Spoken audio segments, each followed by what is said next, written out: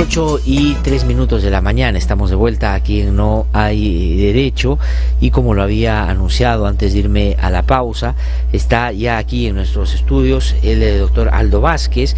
Él, como ustedes saben, ha sido ministro de Justicia y actualmente es vicerrector de la Universidad Antonio Ruiz de Montoya. Ya tenía la gentileza de venir esta mañana para poder desarrollar un poquito más lo que se aprobado ayer en el Parlamento de la República. Nosotros hemos resaltado siempre el interés y la voluntad del presidente de querer procurar reformas urgentes, sin duda, sobre todo después de la indignación que ha generado el escuchar los audios de la vergüenza. Pero el asunto está en esta pugna entre, yo quiero que sea en estos tiempos, y el Congreso que se resiste. Lo que hay que fijar es la calidad de lo que se está aprobando, y eso es lo que ahora es bueno desarrollar con más calma, con tranquilidad y con distancia, que es un asunto, me parece, importante para ver en su dimensión real los cambios que se están procurando. Y debo decir además que Aldo Vázquez estuvo aquí hace ya algunas semanas conversando sobre eso, y advirtió que esto que ha planteado la comisión que presidió el señor Alamán, con el que acabo de conversar, no era pues lo más apropiado en términos del diseño que había que procurar en el Consejo Nacional de la Magistratura, pero finalmente se ha aprobado. Doctor Aldo Vázquez, qué gusto saludarlo, muy buenos días. Buenos días, un placer estar con usted. Gracias por venir a conversar con nosotros esta mañana. A ver, si tendríamos que explicarle a nuestros oyentes qué cosa es lo que ha pasado ayer, más allá de la conciliación política, es decir, que el Congreso se pone al ritmo del presidente, eso está claro, el presidente gana iniciativa política. De lo que se ha aprobado en ya no solo las comisiones, sino en el Pleno, 112 votos de 113 personas que estaban, o sea, sí, unanimidad. ¿Es conveniente? ¿Es lo mejor que se pudo sacar? ¿Va a ayudar de manera significativa a que las cosas en el ámbito de la justicia, en su consecuencia práctica de atención al litigante, a la persona que va a mejorar de manera significativa? A ver, yo creo que lo primero que es conveniente señalar es que el peor escenario es el existente, el actual. Claro, que no sea nada. Que se en este momento tenemos un escenario que es realmente nefasto, porque no hay instancia alguna dentro del Estado, salvo el Congreso de la República, que no ha demostrado ninguna voluntad de actuar frente a las redes de corrupción existentes en el sistema de administración de justicia.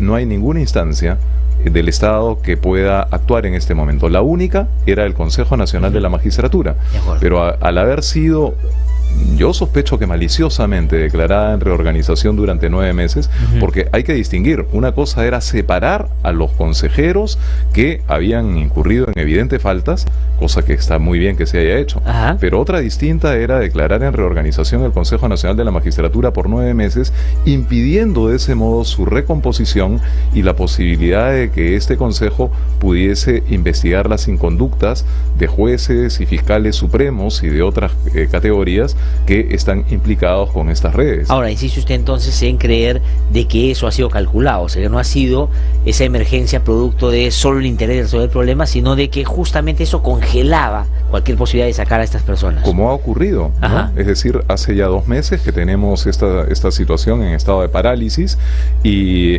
no hay ninguna instancia que pueda actuar sobre ninguna de estas personas que están implicadas en los audios. Y estas redes, me temo que permanecen intocadas y están seguramente articulando sus medios de defensa. Pero más allá de esa situación había que romperla, y creo que un mecanismo para hacerlo es efectivamente la reforma constitucional. Ahora, la pregunta es si este mecanismo era el mejor. Exactamente. ¿Cuál es su opinión? Como lo había comentado en otra ocasión aquí mismo en esta radio, pienso que la mejor fórmula habría sido reforzar mecanismos, lo cual habría sido posible con una modificación de la ley orgánica del Consejo Nacional de la Magistratura para garantizar, por ejemplo, que el representante que tenían los colegios profesionales fuera elegido universalmente, como era antes, antes 2010, ¿no? O que los representantes de las universidades públicas y privadas fueran elegidos, como ha sido aprobado ayer, por universidades licenciadas. Incluso se habrían podido establecer mecanismos de mayor refuerzo, como por ejemplo que tengan facultades de derecho acreditadas.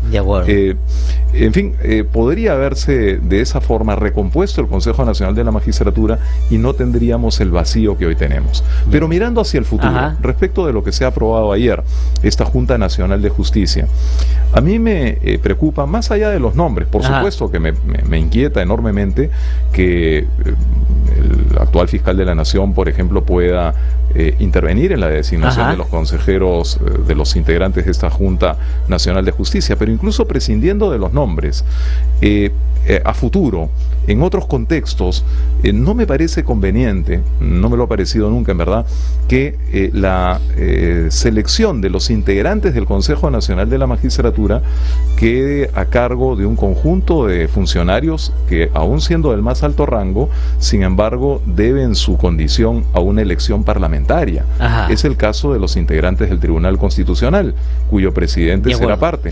En este momento, por supuesto, quien lo preside es un jurista a quien yo respeto muchísimo, el doctor Blume Fortini, pero podría ser otro, que deba su condición directamente, y de hecho todos los magistrados del Tribunal Constitucional, como sabemos, son elegidos por el Congreso de la República, por el poder político, y el Contralor General de la República también es elegido por el poder político, y el defensor del pueblo, y el defensor del pueblo, sin duda alguna. 3 de 7 entonces 3 de 7 directamente vinculados al poder político. Entonces eso no parece conveniente. Por otro lado, yo sí creo que es bueno que se haya sumado a la propuesta inicial la representación de la sociedad civil a través de las universidades. Sin embargo, estimo que el mecanismo debería reforzarse aún más. Me parece bien que se considere a las universidades licenciadas. No estoy muy seguro de que la antigüedad sea suficiente en esta materia. No creo que la antigüedad sea necesariamente clase, ¿no? Es decir, el hecho de que tengan 50 años de permanencia no es una garantía suficiente, porque como sabemos, por ejemplo, el rector de la Universidad Nacional de Trujillo es una universidad que tiene más de 50 años, pero sin embargo no reunía las condiciones pertinentes para ello, ¿no? Entonces, creo que debería reforzarse, por ejemplo, con el hecho de que sus facultades o escuelas de derecho tengan acreditación, ¿no? Que el designado provenga de esa escuela de derecho. En fin, ahora, por otra parte, hay que ser conscientes de que esta Junta Nacional de Justicia no va a entrar en funciones de inmediato. La población tiene que tener claro que, en primer lugar, vamos a ir a un referéndum para ver si esto es posible de ser aprobado. Y seguramente eso ocurrirá, así confiamos, en diciembre. Pero luego habrá que desarrollar seguramente algunas modificaciones en la ley orgánica del Consejo Nacional de la Magistratura. Totalmente, hay que hacer otra ley. De hecho, la Constitución ahora va a hablar de Junta Nacional de Justicia, por lo tanto hay que modificar la ley orgánica del Consejo Nacional de la Magistratura. Luego hay que tomar todo un tiempo. Por supuesto, luego hay que regular el concurso público. Y luego el propio concurso público tendrá sus fases, sus etapas. ¿No? O sea, estamos calculando, usted qué ha pasado con la administración pública, de que esto podría en la práctica estar haciendo lo que queremos que se haga pronto, por lo menos que a mitad del próximo año. Yo me temo que sí. Yo no creo que antes de abril o mayo tengamos nuevos integrantes de esta Junta Nacional de Justicia que sustituye al Consejo Nacional de la Magistratura, con lo cual habrá transcurrido casi un año desde la emisión de los primeros audios. Y probablemente sin acción alguna. Y el doctor Zapariachi seguiría en el Poder Judicial, y muy probablemente el señor Chávarri como fiscal de la Nación, si es que el Congreso de la República, que hasta ahora los ha blindado, deja de blindarlos. Sí, yo creo que el debate público en relación a la reforma del sistema de administración de justicia, si bien tiene un plano que apunta al mediano y a largo plazo y que tiene que ver con todas estas reformas que ha propuesto el Poder Ejecutivo, sin embargo hay otro plano mucho más inmediato, más cercano, que hay que poner en el primer plano, o en el primer lugar del debate público, que es la necesidad de que el Congreso de la República, no habiendo en este momento otra instancia capaz de actuar, que el Congreso de la República se legitime ante la población, tomando las acciones que corresponden frente a jueces supremos y fiscales supremos cuestionados. Ahora vamos a ver cómo reacciona el Congreso, porque quien estaba encargado de plantear o hacer el informe en el caso de Inocencio Zapariachi y de los ex consejeros del Consejo de la Magistratura, claramente pide su destitución, y vamos a ver si se acelera. Pero quisiera regresar todavía a la conformación de lo que se ha aprobado, y claro, y comparto plenamente la preocupación de lo que puede terminar siendo una injerencia política en el manejo de la justicia. Pero en el caso de los otros miembros, sacándole las universidades, también hay un asunto que puede ser un conflicto de interés. Es decir, el presidente del Poder Judicial y el presidente o el fiscal de la Nación van a elegir a quienes van a tener que someterse a una ratificación probablemente en 7 años si es que les corresponde. O sea, lo que quiero decir es, ellos van a elegir a quienes los pueden o no ratificar al cargo. Y en el caso del presidente del Tribunal Constitucional, el Constitucional es una instancia que a veces ve cosas que que se cuestionan del trabajo del Poder Judicial. Entonces va a tener que nombrar él a quienes van a nombrar jueces y fiscales. Y yo creo que esa fórmula es una fórmula que efectivamente puede ser poco intensa o importante para cambiar las cosas que se pretenden cambiar, me da la impresión, ¿no? Sí, es verdad. Yo creo que hay una dificultad efectivamente cuando hay que discutir con tanto apremio una reforma constitucional que por su propia naturaleza debe tener un carácter permanente. Por otra parte, sí creo también que efectivamente podemos incluso hasta tener que admitir que hay un retroceso, porque, por ejemplo, en la composición actual del Consejo Nacional de la Magistratura era un representante de la Corte Suprema, no alguien designado por el presidente del Poder Judicial. Y en el caso del Ministerio Público, un representante elegido por la Junta de Fiscales Supremos, no por el fiscal de la Nación. Y en el caso del Poder Judicial, doctor Aldo Vázquez, aquí me dijo el presidente Prado Saldarriaga que habían avanzado en la idea dentro de la Corte Suprema y dentro del Consejo Ejecutivo de que iban a cambiar esa elección a una elección universal inclusive. Es decir, ellos ya estaban preparándose para que en esa nueva composición tuvieran una mejor representación. Ahora resulta que lo que se aprueba en el Congreso es no. Ahora la discrecionalidad es mayor, porque el presidente elige a uno de los que va a ser miembro del Consejo. Realmente es un retroceso, ¿no? Insisto en que la decisión políticamente y jurídicamente más adecuada habría sido recomponer el Consejo Nacional de la Magistratura en los términos en que estaba establecido, aunque con mecanismos reforzados, y hacer una discusión mucho más serena y reflexiva en relación a la necesidad de una reforma constitucional sobre ese punto. Sí, ahora, pero entonces, y esto es bueno que nuestros oyentes lo sepan, no es un asunto que va a tener efectos inmediatamente, y en segundo lugar, eso no es inocuo porque mientras más demore, porque va a demorar por un proceso casi natural, los que están cuestionados por ser partícipes de estas redes van a seguir trabajando si el Congreso no toma la decisión de sacarlos. Es decir, uno de los que deben estar alentando esta perspectiva de muy mediano y largo plazo son los que están metidos en estos actos. O sea, y nosotros ellos deben decir, bueno, está bien, pero el otro año hacia mayo ya definirán mi situación, ¿no? Así es. Y ciertamente eso supone la situación de jueces y fiscales supremos, pero también de magistrados de otras instancias, es decir, al no haber un Consejo Nacional de la Magistratura que esté en acción, por supuesto las posibilidades de investigación, de sanción o de destitución se reducen prácticamente a cero. Ahora, ¿y qué se puede hacer ahora después de la aprobación? Porque lo que va a pasar ahora, que es la cuestión de confianza, que ya está iniciando,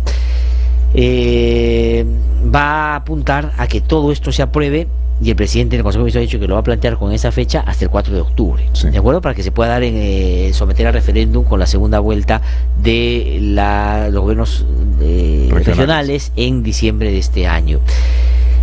Ya no se puede modificar eso. De ahí lo único que se llevaría, si se aprueba en ese plazo, es esto, al referéndum. Ya no hay manera de cambiarlo, porque ya lo aprobaron en el Congreso.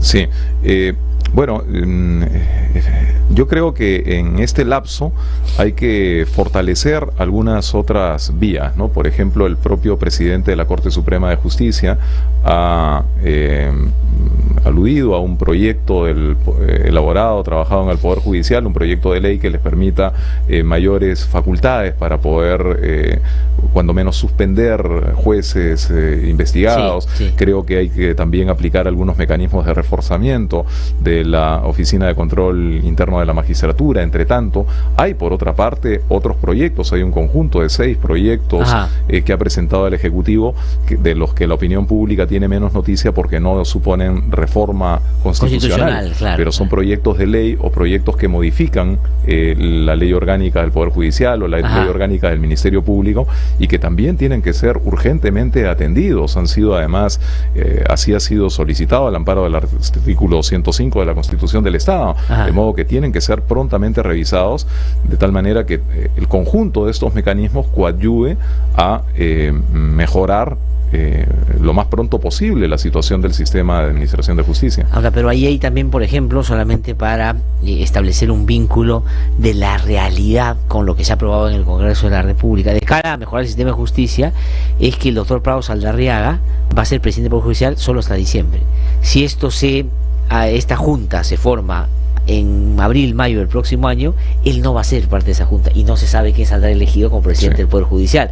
Si se sigue la correlación que existía cuando Hinojosa estaba, un super cuestionado podría terminar siendo presidente de la Corte Suprema, eligiendo... Claro, porque además van a votar varios de los jueces que están sin duda, cuestionados exactamente, hoy día. Exactamente, eso es terrible. Y si es que Chávarri no sale durante todo ese periodo, porque en realidad estaría en el marco de su mandato, porque él tiene un mandato de 3 años, creo que es el fiscal de la Nación, o sea, si no lo sacan, él está en funciones. Así es. Integraría esa junta de fiscales un presidente del Poder Judicial que no sabemos quién es, que puede ser el votado por efectivamente los que están vinculados a esta red, y el fiscal Chávarri, que se mantendría en el cargo. Esos van a ser los que reforman el sistema de justicia. Sí. No, ese es bien peligroso. Lo que pasa es que, claro, el apremio, el apuro y la tensión y la actitud del presidente nos han llevado a decir que bien, que de una vez, pero... Hay evidentemente un riesgo que es conveniente advertir, porque la opinión pública tiene que estar alerta frente a las circunstancias que podrían sobrevenir. Sin embargo, también hay que decir, creo, porque es justo señalarlo así, que no hay peor situación que aquella en la que nos encontramos todavía en este momento, en que hay un vacío absoluto. Sí, claro. Ese vacío es urgente cubrirlo. Creo que habría habido otro mecanismo más pronto para cubrir ese vacío, pero entre tanto, este es el que tenemos y creo que hay que optimizarlo hasta donde sea posible. Hay que batallar también porque los representantes de las universidades sean personas honorables, que conozcan profundamente el sistema de administración de justicia. Porque y por otro lado, rectores, ¿no? Estamos hablando de rectores, sí. Que ese es otro asunto también. ¿Por qué tendrían que ser rectores? Podrían ser pues decanos de facultad de Derecho o profesores de Derecho que elijan las universidades, en fin, otro mecanismo. Pero claro, acá es rectores, ¿no? Ahora, otro punto en el que habrá que tener sin duda especial celo es en las propias condiciones que se establezcan para el concurso público, ¿no? Porque tenemos necesidad de encontrar un mecanismo de evaluación que sea muy objetivo, ¿no? De tal manera que los que integren a futuro este consejo, esa Junta Nacional de Justicia, sean personas que reúnan las condiciones inherentes para la función. La opinión pública debe tener claro que lo que se está decidiendo ahora es quiénes van a designar a esa Junta Nacional de Justicia. De acuerdo. Pero luego viene el proceso para designar mediante concurso público a los integrantes de esa Junta Nacional de Justicia, eso es lo que son los que sustituyen a los consejeros de la magistratura destituidos. Exactamente, eso es un dato que es bien importante tener en cuenta para entender un poco la magnitud de lo que se aprobó el día de ayer. Esta Junta Nacional de Justicia lo que va a elegir es a lo que va a ser el nuevo Consejo de la Magistratura, a los integrantes. La Junta sustituye al Consejo Nacional de la Magistratura. Y va a elegir efectivamente, va a elegir bajo méritos, ¿no es cierto? Porque la palabra meritocracia ha aparecido de manera insistente en la discusión, a los que van a estar en el ámbito de la Administración de Justicia. Pero la pregunta es que los criterios de meritocracia en el ámbito de la justicia no son los mismos que se tienen que establecer para, digamos, cuando buscas un gerente de una institución pública para que maneje de determinada manera los recursos, porque hay otros criterios que tienen que ver con esto, ¿no? Así es. Hay que poner especial celo, sin duda, en esos procesos y sobre todo en las condiciones que se fijen para integrar esa Junta Nacional de Justicia. Hay que ser vigilantes, por ejemplo, respecto de los antecedentes que cada uno de ellos pueda tener en materia de procesos administrativos, de procesos judiciales, y ahí hay que ser especialmente celosos, ¿no? Porque con aquello de la presunción de inocencia, entonces admitimos muchas veces que personas que procesadas o personas que han tenido procesos judiciales, aun cuando hayan sido ya pasados, sin embargo, permitimos que puedan aspirar a las responsabilidades más altas del Estado.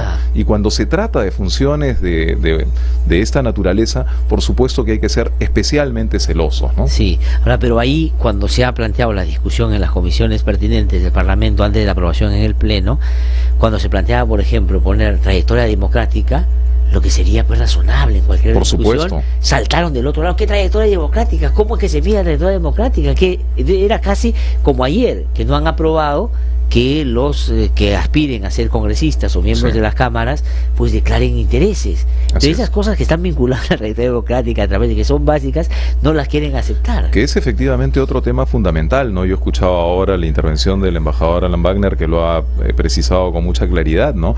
Estábamos hablando, hay que distinguir el artículo 41 de la Constitución del Estado, que alude a la necesaria declaración de bienes y rentas que deben hacer los funcionarios públicos, de esta otra declaración, que es la declaración de intereses. Y eso nos lleva seguramente al otro tema, que son las otras reformas políticas, ya no tanto judiciales sino políticas, que han sido planteadas por el presidente de la República, ¿no? Y por el Poder Ejecutivo.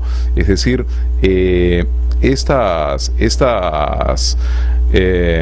en fin, hay el tema de la bicameralidad, el tema de la no reelección parlamentaria o el tema del financiamiento de los partidos políticos, que son las otras tres reformas políticas, constituyen un conjunto de elementos para la lucha también contra la corrupción. Porque, por ejemplo, en lo que se refiere a el tema de la declaratoria de intereses, lo que ocurre es que los partidos políticos se han convertido, como sabemos bien, en comités electorales, pero en comités electorales además dominados por intereses. Y entonces, claro, son los mismos intereses que representan esos candidatos los que han financiado sus campañas muchas veces. Y eso no puede ocurrir más. Hay una reforma política que falta, sin duda, entre las iniciativas que han sido planteadas, que es la de la reforma relativa a la democracia interna en los partidos políticos, para evitar que cúpulas controlen de modo permanente un aparato partidario y que incluso, como es público y notorio, negocien a partir del control de ese aparato partidario para alquilarlos, se les ha llamado vientres de alquiler, para alquilarlos a candidatos o, lo que es peor, a intereses, y en algunos casos a intereses incluso delictivos. Ahora, habida cuenta el desenlace, o por lo menos parte del mismo, ya lo estamos viendo, un presidente de la República que ha entendido que su soporte político y social es la expectativa y la indignación de la gente. Un Congreso que se resiste a ponerse a tono con ello, pero cuando el presidente se pone bien, el Congreso empieza a trabajar y agilizar. Hoy presentan la cuestión de confianza, no sabemos si se la van a dar, lo más probable que sí, si el ánimo de ayer se mantiene, pero mi pregunta ahí es, ¿qué va a pasar después? Es decir, ¿vamos a ser testigos de una conversión de los políticos que ahora en armonía van a sacar la reforma que se quiere para el país, o se van a calmar las cosas y vamos a seguir en esta ida y venida? Porque el Congreso ya sabe que puede seguir golpeando al presidente por un otro lado, y de hecho la vacancia se ha mencionado más de una vez hace poco, y el presidente tiene claro de que a la primera que le haga cuestión de confianza y puede cerrar el Congreso. ¿Qué puede generar esa dinámica? Sí, yo creo que el Congreso de la República está aprobando y seguramente aprobará el resto de las iniciativas presidenciales, pero está muy claro que no lo hace con convicción. Y la decisión del Congreso no responde a una voluntad política de efectivamente hacer reformas en el ámbito jurisdiccional como en el ámbito político. Y entonces creo que muchas de las tensiones que hemos vivido en los últimos meses y años seguramente se mantendrán, pero en cualquier caso creo que sí hay una lección aprendida, ¿no? Y es la potestad que tiene el presidente de la República de hacer uso de este recurso constitucional, que es la cuestión de confianza. En verdad, como todos sabemos, el Estado de Derecho moderno se basa precisamente en este equilibrio de poderes. Lo que no puede ocurrir es que un poder del Estado pretenda prevalecer sobre otro, y frente a eso un recurso constitucional legítimamente usado ha sido el de la cuestión de confianza.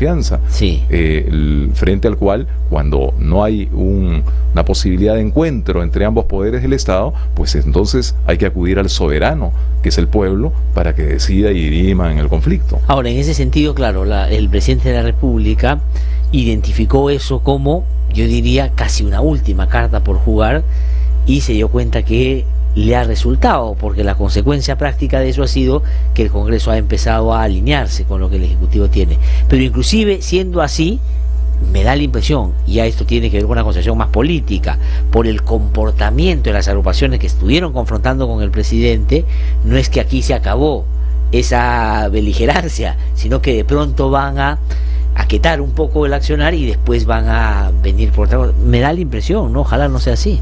Sí, yo creo, yo coincido con usted en este punto, ¿no? Y creo también que el Congreso de la República efectivamente aprueba, o la mayoría, o su mayoría parlamentaria aprueba estas propuestas a regañadientes, y en el entendido de que le resulta el mal menor, ¿no? Seguramente esa mayoría parlamentaria habría preferido no hacer nada. Claro. Que se mantenga el statu quo, la situación actual, que como decíamos al inicio, desde mi punto de vista, es por supuesto el peor de los escenarios. Sí. Pero el que le resulta en todo caso menos malo, antes de perder sus curules y el poder político y todo lo que supone el control del Congreso, antes de eso entonces han preferido aceptar las propuestas presidenciales y procuran ahora más bien seguramente sacar ventaja ya en la ejecución de esas reformas. Sí, y efectivamente yo coincido ahí que este puede terminar desde su lógica siendo el mal menor, porque ojo, varias de las cosas que sobre el Consejo de la Magistratura se han descubierto, se han mostrado, se han evidenciado a través de los audios, han sido producto de ya planteamientos en el propio Congreso. Hay planteamientos de reforma sobre el Consejo de la Magistratura hace bastante tiempo. Sí. De hecho, los consejeros que hoy día están separados de su cargo tenían denuncias por los hechos por los cuales hoy día han sido sindicados por la población también como partícipe de una organización criminal. Tema de la reunión de Becerril con Águila, todo eso se conocía. O sea, no es que el Congreso, a propósito de los audios, recién empieza a decir qué es el Consejo, qué se puede hacer. Lo han parado todo el tiempo, ¿no? Así es. No, y además está muy claro también que los vínculos de estos integrantes defenestrados del Consejo Nacional de la Magistratura no eran vínculos plurales, democráticos, con todos los sectores del Congreso de la República, sino eran con la mayoría parlamentaria. Sí. ¿No? Entonces, por supuesto que es un motivo muy poderoso para preocuparse por el interés de la política en intervenir en el sistema de administración de justicia, y en un contexto en donde la política está tan altamente judicializada como ocurre en nuestro país, por supuesto que la preocupación es todavía mayor. Sí, pues, por eso hay que ver cómo hay posibilidad, hay tiempo, cree usted, que de cara a esto que se va a dar hacia abril o mayo del próximo año, se pueda generar un mecanismo de resolución o de solución al problema de impunidad que está imperando ahora con aquello que se ha identificado ya que están vinculados a estas redes, es decir, que no sea el Congreso, porque ahorita estamos en manos del Congreso. Por eso es que Chávarri siente que se puede quedar, porque sabe que en el Congreso no lo van a sacar, y me da la impresión que Keiko lo defiende, o el Partido Futbolista lo defiende, porque considera que él todavía le puede ser útil a sus intereses, estando como fiscal de la Nación. ¿Cómo rompemos eso? Es imposible. Yo creo que hay fuerzas sanas dentro del Poder Judicial y dentro del Ministerio Público. Yo no tengo duda que hay también, por supuesto, y no tengo duda de que son mayoría, además, los jueces y fiscales honestos que harán su trabajo. Y creo que probablemente la única posibilidad en lo inmediato de revertir este posicionamiento de esas redes vinculadas a la corrupción o vinculadas a situaciones discutibles desde el punto de vista legal, la única posibilidad probablemente sean las propias investigaciones que se impulsan desde el Ministerio Público, a partir de fiscales provinciales, de fiscales, la población debe saber que los fiscales provinciales son pues el primer escalón en la carrera fiscal, y que son los fiscales más jóvenes, idealistas, muchos de ellos pues como lo estamos viendo, absolutamente comprometidos efectivamente en la lucha contra la corrupción. No olvidemos que todas las denuncias de las que hemos tenido conocimiento han sido precisamente porque ha habido fiscales y jueces de los primeros escalones de la carrera judicial y fiscal que han hecho lo que tenían que hacer y han puesto de manifiesto aquello de lo que han tenido conocimiento. Y ya para terminar, doctor Aldo Vázquez, ¿Es posible blindar a ese sector sano de la justicia que usted bien ha descrito de lo que pueda significar, por ejemplo, la suerte que corre el fiscal de la Nación? Porque él, digamos, ya en una defensa más política, está tratando de vincular a dos cosas. Dice, yo unifiqué el sistema Lavallato, entonces si me sacan es porque están a favor de la corrupción, porque ellos están luchando contra la corrupción. Entonces se trata de aupar con la independencia y el buen trabajo y el desempeño de estos fiscales. Pero la pregunta es, estos fiscales que están haciendo un buen trabajo, como en su momento lo hizo la fiscal Sandra Castro, la fiscal Rocío Sánchez, en fin, otros fiscales también que trabajaron mucho estos grandes casos, ya pueden tener una suerte al margen del fiscal de la Nación, porque eso sería lo importante, ¿no? Sí. Bueno, yo creo que sí hay mecanismos y de hecho las propuestas que ha llevado el presidente de la República al Congreso de la República, las propuestas de modificaciones en la Ley Orgánica del Poder Judicial y del Ministerio Público, o la creación de un ente que sustituya tanto en el Poder Judicial como en el Ministerio Público a los órganos de control, me parece que pueden ser instrumentos que, si se aprueban prontamente, podrían contribuir justamente a ese blindaje. Y por otro lado, creo que la sociedad civil tiene que mantenerse vigilante, de tal manera que estos jueces y fiscales que sabemos están actuando conforme a derecho, estos jueces y fiscales comprometidos con el renacimiento de las instituciones de las que son parte, creo que deben tener, por supuesto, el respaldo de la ciudadanía, y la ciudadanía debe mantenerse vigilante de tal manera de que no puedan ser eventualmente separados de las causas que ven, que no puedan ser acosados por los aparatos que controlan las instituciones. Por otro lado, en el caso del Poder Judicial, yo creo que confío en que la elección de un próximo presidente de la Corte Suprema continúe la línea que ha iniciado ya el doctor Prado Saldarriaga. Creo que de lo contrario sería suicida para las propias instituciones, porque la opinión pública no va a ceder tan fácilmente